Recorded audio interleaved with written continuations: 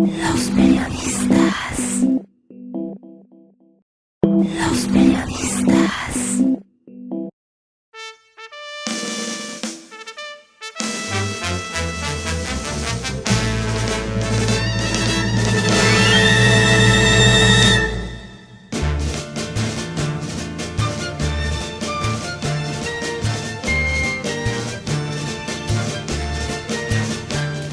Las aportaciones de la ciencia al renglón de la alimentación empiezan a generar nuevos retos y supresión de tareas cotidianas de quienes han buscado en la academia el estudio para mejorar el servicio a los comensales o a la preparación de los alimentos.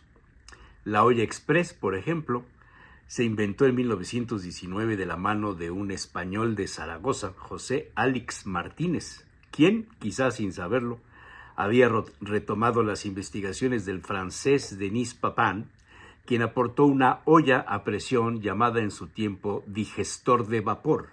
Eso fue en 1679 y buscaba reducir el tiempo de ebullición del agua para cocinar más rápido. La olla express hoy día es uno de los utensilios con más presencia en las cocinas hogareñas o no de todo el mundo. Zalacaín había recibido unas fotografías sobre la aparición de la robótica en el renglón alimentario en una feria de China dedicada a inventos y donde se presentaban los resultados de los llamados robots humanoides. Y al verlas se empezó a hacer un recuento de los inventos para favorecer la facilidad de cocinar. La olla express suplió a la olla de barro o al cazo de cobre, donde los frijoles o los caldos adquirían sabores incomparables. Pero la olla express permitió hacerlo todo más rápido. Aún así, la abuela y las tías tenían sus trucos. Los frijoles, negros por supuesto, se dejaban remojar toda la noche y al día siguiente se metían en olla express y en un santiamén quedaban cocidos. Pero no se consumían hasta después de haberlos guisado, decían ellas. En la olla de barro se vertía manteca o aceite de oliva, freían cebolla y vaciaban el contenido de la olla express. La mezcla era sazonada con sal y a veces ramas de epazote u otro ingrediente. Así, la familia de Zalacaín disfrazaba los frijoles de olla. La licuadora sustituyó a los molinos manuales, al molcajete, al metate, al mortero y aportó rapidez a la preparación de salsas. Este utensilio fue inventado por Stephen J. Poplawski de Wisconsin y no se llamó en su origen así. La bautizaron a la licuadora como aparato de cocina centrifugador. Otro utensilio electrodoméstico de mucha demanda ha sido el horno de microondas, derivado de investigaciones en 1945 al probar el vacío de un tubo y se le llamó magnetrón. Su inventor fue el Dr. Percy Spencer.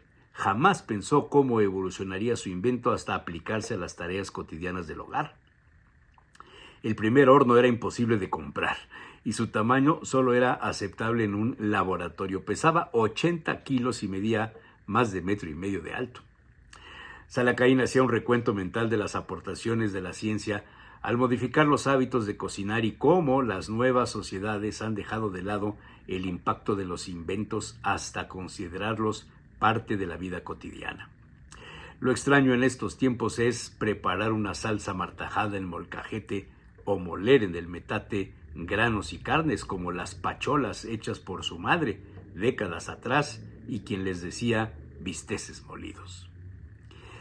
Pero las fotografías mostraban a robots humanoides portando charolas con alimentos. Otros no humanoides preparan unas hamburguesas y abren el paso a la automatización de la cocina, un concepto ya presente en algunos países. La robótica en la cocina busca además reducir costos, tiempos, desperdicio de comida y abre un espacio a la imaginación de los cocineros modernos para preparar recetas increíbles.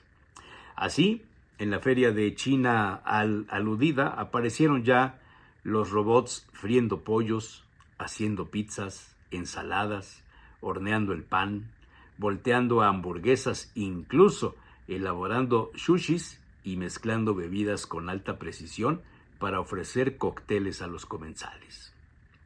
Y por supuesto el servicio en una barra de comidas y bebidas atendida por un humanoide o una camarera, también robot. Llevan los alimentos a la mesa e incluso mujeres robots atendiendo a un huésped en la recepción de un hotel o del mismo restaurante. Vaya cambios nos esperan en el corto plazo, donde el algoritmo y la inteligencia artificial intervendrán cada vez más en este sector de la alimentación. Y entonces Salakain recordó aquella serie animada aparecida en 1962, en inglés se llamó The Jetsons y en México apareció con el nombre Los Supersónicos. Los personajes creados por William Hanna y Joseph Barbera hacían alusión a una familia del año 2062, es decir, un siglo después, y despertaron mucho interés entre los chamacos de la época. La familia de los supersónicos habitaba en una torre gigantesca hasta donde llegaban los autos voladores y los habitantes disfrutaban de comodidades llamadas futuristas, donde no faltaba el perro, gran danés, llamado Astro, el padre de familia, supersónico, la esposa ultrasónica, los hijos, Lucero, una adolescente, y Cometín, el niño más pequeño, y algunos otros personajes. Pero Salakain recordaba la escena donde la familia se sentaba en una mesa a tomar los alimentos y en la pared había una especie de consola donde con letreros de nombres de alimentos, al tocarlos, salía el plato preparado.